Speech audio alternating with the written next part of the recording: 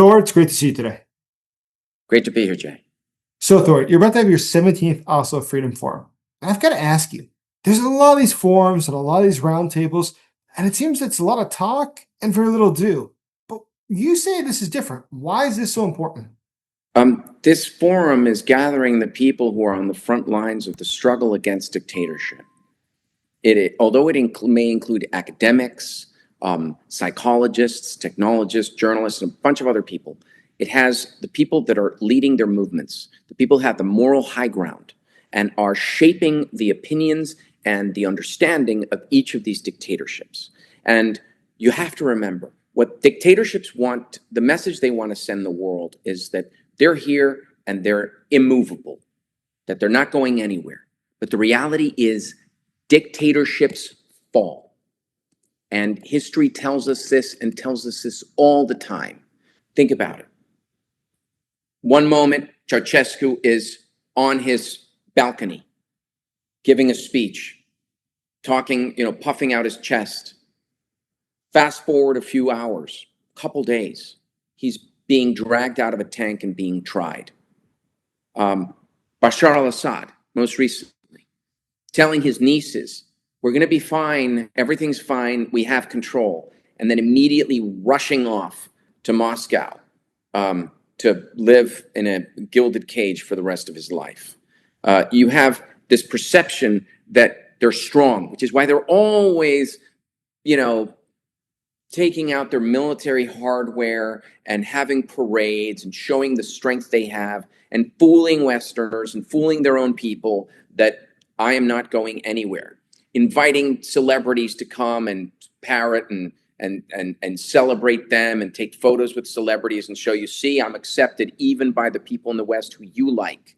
Inviting founders of Silicon Valley companies and taking photographs with them. Look at me, look at me. But in the reality, they're absolutely terrified and they're all really, really weak.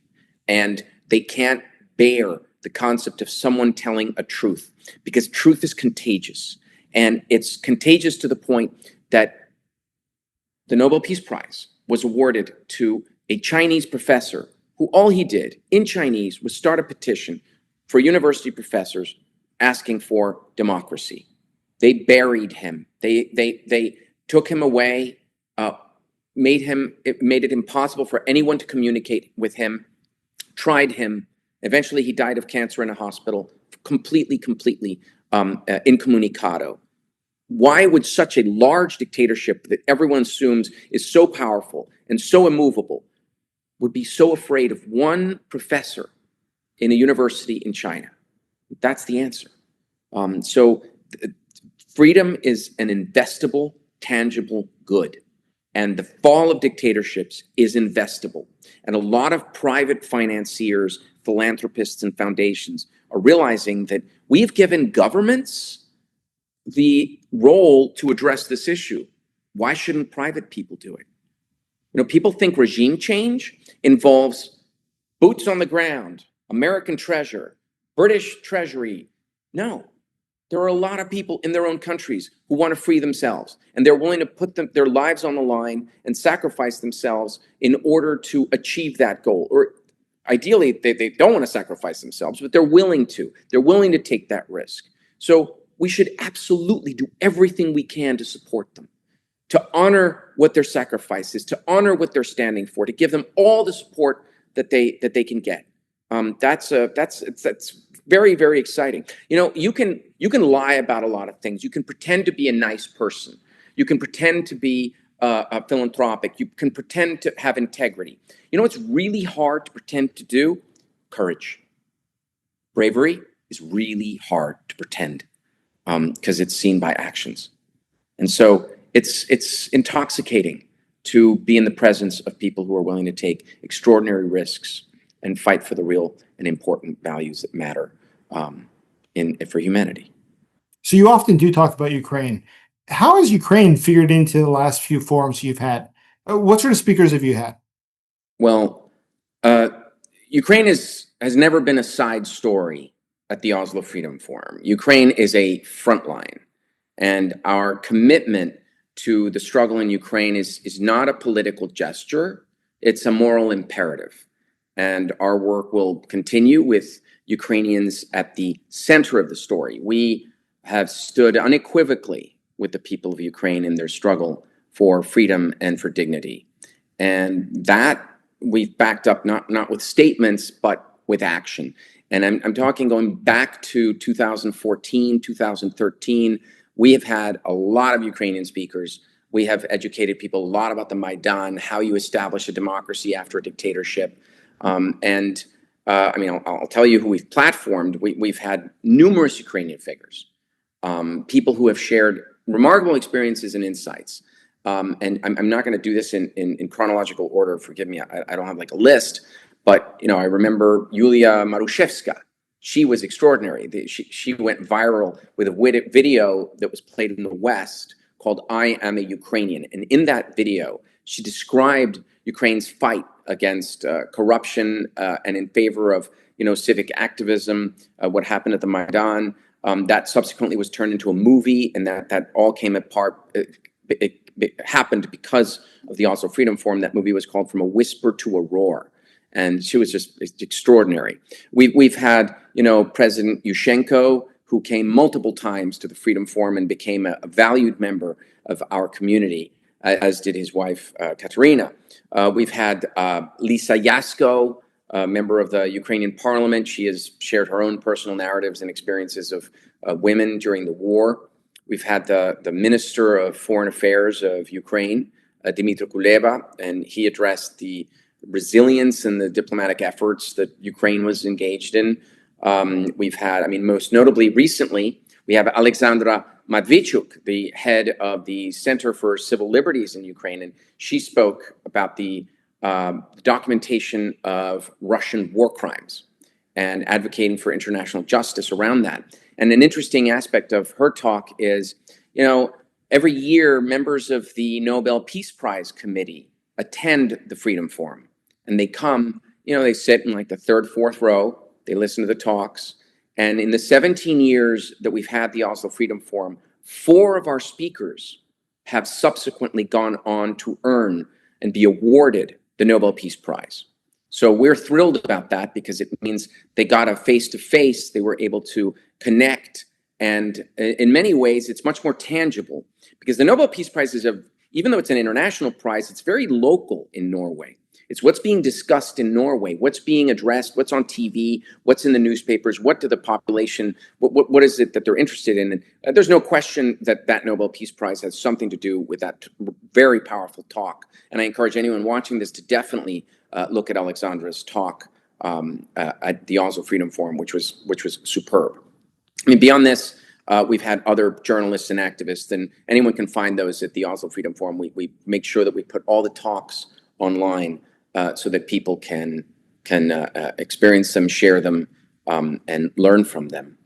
We've also had, from off the stage, we've had a lot of artistic solidarity with Ukraine, including involving ourselves in a project called Stand Up for Ukraine, which involved a Ukrainian singer, Elizabeta Ismailkova. I'm butchering that, Ismailkova, I think it was. And she had, this thing where she had 300 Lithuanians performing a folk song from Ukraine, a folk song called Chervona Kalina. And it symbolized, Ukraine's resistance and their resilience in their fight for freedom. Outside of that, we've also awarded prizes. We created a prize after the death of our former chairman. Our former chairman at the Human Rights Foundation was Václav Havel. And with his widow, we created a prize called the Václav Havel Award for International Creative Dissent. So the prize goes to those who are dissenting creatively. And of course, that means, it's been awarded to Ai Weiwei from China. It's been awarded to the woman who started the movement to drive in Saudi Arabia, Manal al-Sharif. We've had rappers, we've had folk artists, reggae art, lots of remarkable people. And we have awarded the prize to multiple Ukrainians. In fact, in 2023, the Havel Prize was awarded. We never awarded it to so many people, and they were Ukrainian. Very touching, and I thought it was very important that the prize committee awarded it to a Ukrainian conductor.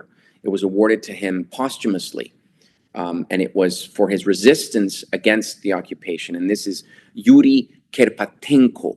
And it was a amazing thing that he refused to perform the way they did, and then they executed him. We also awarded the prize to a designer called Maria Loniuk, who's an illustrator who was doing these remarkable drawings, highlighting what it was like under occupation. And of course, Stand Up for Ukraine received the prize. And so this gives you an idea about our involvement and our footprint and our attention. Everything we do with Ukraine is not tokenism. It is if anything, we have done far more on Ukraine than we have done on a lot of other dictatorships and places that are under attack from dictatorships. So speaking of dictatorships globally, how do you see the Putin regime? How do you understand it as a government in contrast to, say, other dictatorships in the world? Well, there are dictatorships like, say, the dictatorship of Uganda, which is interested in what all dictators want, usually, is to fill their pockets with money and to make their families rich. And once they do that, then they realize they can't leave power, because if they do, they're going to be strung up for their crimes and prosecuted. And so they create either a police state or a hybrid regime, or some dictatorships are more restrictive, some are less restrictive. Uganda does not project internationally other than on its borders. It may do some bad actions on its borders, but it is not a source and force for destabilization in the world. Dictatorships like Iran, Russia, China, Cuba have devoted themselves for decades to trying to affect democracies internally, strengthen dictatorships that are small dictatorships, and create an alliance between them. It's sort of like if your dictatorship is a car and it breaks down, like, say, the Syrian dictatorship, and it's having some trouble. You take your car to the dictatorship garage, and then they will help you out. Russia is a dictatorship garage, same as Iran, same as Cuba. You have a problem, we'll give you this. We'll give you intelligence. We'll give you how to treat your dissidents. We'll explain torture and how it works. We'll give you financial backing. We'll give you credit. We will provide you weaponry. In the case of Syria, we will kill all of the people that are opposing you, and call it like we're fighting Muslim extremism, when in fact they were fighting against the secular Syrians. So Russia is maybe, along with China, the worst actor internationally when it comes to their influence abroad and their extraordinarily negative impact across the world. And that, of course, is Putin's dictatorship.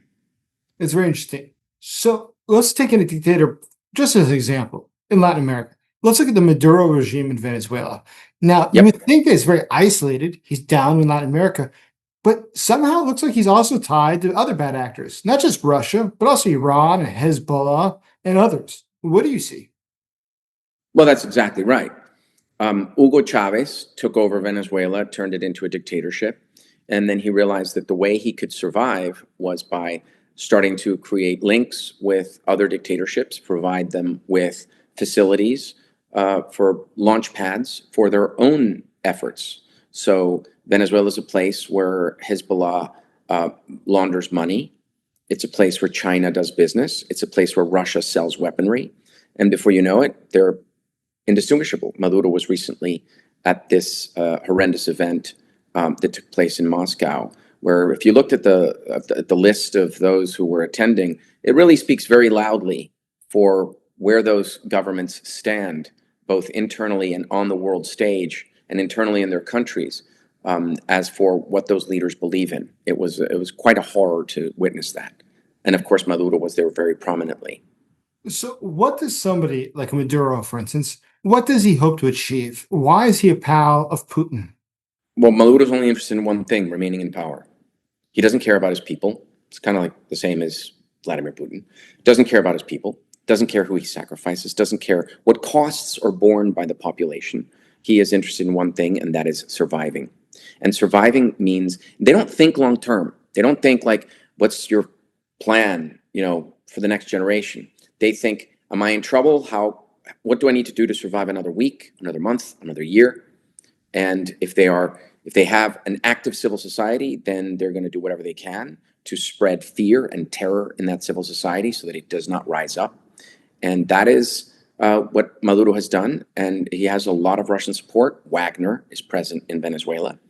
And Russia also has been very, very central to something that people don't realize, which is the destruction of the Venezuelan oil industry. Russia and Venezuela are both oil-producing nations. And you'd think that Russia would want to help Venezuela to increase its oil output. No, no, no, no, no. They're very happy that Maduro has destroyed the Venezuelan oil production, and it's gone from like 3-4 million barrels a day to like 600,000 barrels a day, because that means the price of oil rises. And so it's ironic that Venezuela allowed him to provide services that really just ruined the oil industry. So some people say that once the Putin regime falls, we'll see a domino effect. We see other tyrannical regimes, such as those in Tehran, such as those in North Korea, such as those in Venezuela, begin to fall, because they all are interdependent on each other. They all work together. And how that will be exactly, who will fall, will not fall, neither way, it will certainly not be a good situation for those countries that are currently dependent on Russia. What do you think? How realistic is that?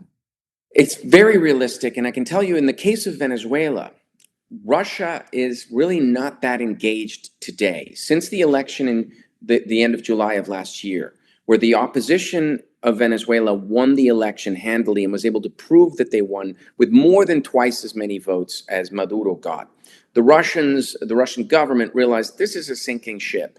We don't want to be anywhere near this. The Chinese did as well. So, which is why Maduro was so keen on going to Russia and showing that he's there and he's with Putin, except not really, they're not with him anymore. If the Russian dictatorship was to fall, if Putin was brought to justice, the effect would be extraordinary worldwide. If you look at those who have been central to being these dictatorship garages, like Iran, the CCP in China, the Russian dictatorship, and Cuba, and Venezuela to a lesser extent, because it's become the wallet of the progressive Marxist movements in Latin America. It's how they get all their money for running for elections. But if you think about it, any one of these dictatorships fails, and it will absolutely have a domino effect, because both populations will realize, wow, I want this. I want this for me. I want this for my children. Even the guards in these presidential palaces, do you think they want that life for their children? No, they don't. They don't. Some of them are programmed and are obviously crazy radicals. Most of them, given a choice, where would they rather live? In a democracy with rule of law and with property rights, or under a criminal syndicate? Obviously, the top level criminals want to stay there because they are able to do anything they want and they're untouchable. But everyone else, what you can refer to as the slaves that live there, they pretty much they don't want that. Absolutely. And there's a lot of people these days who say these regimes, they're not doing nearly as well as they were just a couple of years ago. They all seem to be a little bit on the rocks. After the fall of Assad in Syria, it looks like there's a lot of potential that things could go south for them quickly. What do you think? Are they in a risky position now? The fall of Assad, what it showed was just how weak these dictatorships are. And anyone who reads history can remember, the CIA was giving analysis that the Soviets were strong, that the Soviets were, powerful, that everything's going as no one perceived just how fast the implosion went and how rotten the system was on the inside. But since then, what dictatorships have done is they have been smarter about surveillance and about using money to ensure that they control perception and use state media and use as much fear into their population as possible about what would you rather have, this or something you don't know, this or a Syrian country in which when people are taking revenge out on Assad's henchmen oh, is that what you want for our country? This is what will happen to you. My personal view is we are in a period where we're either going to go in one direction or another. In the next 10 years, we are either going to move from a very dark place where we are now to dictatorships beginning to fall and the West realizing, let's allow this to happen. It doesn't mean the West has to do it. It just means they have to get out of the way. They have to stop supporting dictatorships. They have to stop playing nice with them. And I'm not talking, we can have a longer discussion about how we classify these dictatorships and which ones are weak and which one's the West. And, realpolitik is real. Governments are going to do business with dictatorships. But if they could just get out of the way on some of it, these dictatorships would fall. And if that happened, then we're going to head to what would be a golden period, because the dominoes will absolutely begin to fall. On the other hand, if that doesn't happen, then what I see is a further decline more and more and more, and countries becoming more inward-looking, especially as domestic problems become much greater. Europe is an example of this. And so, my answer is I don't know, and no one really knows where this is headed, but I'm certainly betting on working as hard as we can to provide assistance to dissidents, defectors, and people fighting against authoritarianism, because they have the moral high ground, and what they need is more support. They need more technological support, more visibility, and more protection. The other thing is, of course, imagine you're in your country or you're in exile, and all you do is read this horrible stuff in social media from the bots that they have, the Russian bots and whatnot, and you have despair, and you don't really have a sense that things are going to go well. And then suddenly you go to a conference where we try and make it as nice as possible for them, and the donors give us money to make it as nice as possible, and it's sort of like a celebration. And you're surrounded by people who think just like you and who are having the same circumstances. And then you have the Belarusians and the North Koreans and the Nicaraguans and the Turks all hanging out and noticing, oh, what did you do in this circumstance? And who's been to prison at this table? Oh, how many of you have been to prison? It's remarkable. It really creates a lot of camaraderie. And that's why it's always so exciting to go to the Oslo Freedom Forum. And, every year we have different speakers from a lot of different places. It's not tokenism. We don't have a speaker from every country. Some years we don't have speakers from some places. Other years we do. It all depends on, is it the right speaker? Is it the right time? And so on and so forth. Great, Thor. I really hope it's a successful event. Wishing you best of luck. Thank you very much. And I just want to add one closing remark, given that your outlet is in Ukraine, and I'm a great admirer of the Kyiv Post, and I follow it online. It's not complicated for the Human Rights Foundation and the Oslo Freedom Forum. Ukraine is fighting for its survival, and we are honored to be alongside it. Whether it's through platforms, through funding. We have spent millions and millions of dollars from the Human Rights Foundation to assist the Ukrainian people through solidarity and also through truth. And, the speakers we've had have been remarkable, and we're going to keep doing what we're doing, regardless of whether people like or don't like how we're doing it. Thor, we appreciate it. Thank you so much. Absolutely.